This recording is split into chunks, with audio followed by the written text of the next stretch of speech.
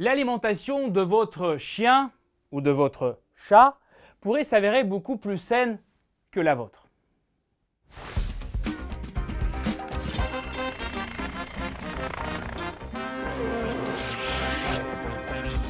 Se nourrir bien ou opter pour un fast-food, légumes ou chocolat. La nutrition saine est à la mode. Les réseaux sociaux regorgent de recettes de salades.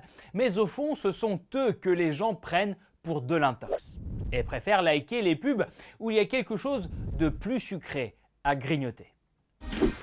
Le business se sucre aussi avec des chips, des glaces et des boissons gazeuses. Beaucoup plus qu'avec des carottes râpées et des tomates.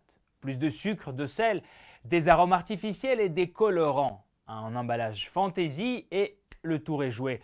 Pouvez-vous citer le plus grand producteur des produits alimentaires au monde? C'est facile, tout le monde le connaît, c'est le Suisse Nestlé qui vient de faire une révélation choc.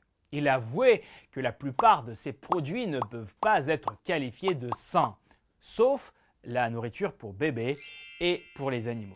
Donc, vous pouvez être sûr que vos chats et vos chiens mangent mieux que vous.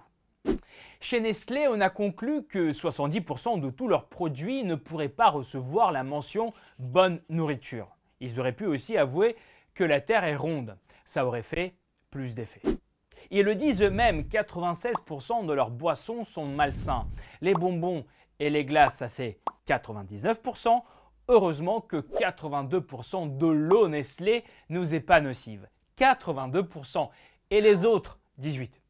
Nestlé essaie de se redonner une image moderne et progressive en faisant des aveux qui en réalité ne surprennent personne.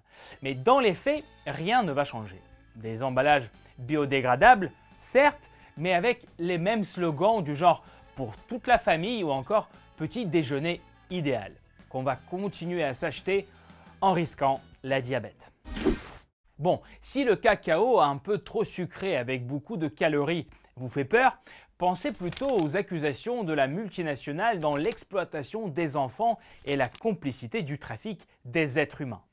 8 Maliens ont accusé Nestlé de faire du profit grâce à la vente de cacao récolté par des enfants esclaves. Ils ont affirmé avoir été vendus dans leur enfance aux marchands d'esclaves qui les ont ensuite fait travailler pendant des années dans des plantations en Côte d'Ivoire. La réaction de Nestlé était attendue.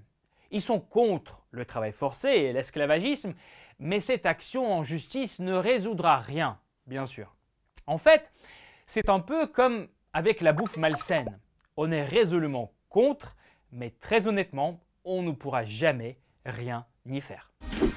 Pensez-vous que Nestlé essaye de nourrir son image de marque avec des ingrédients de marketing classiques? Likez cet épisode, partagez-le et surtout souscrivez à Blog à part.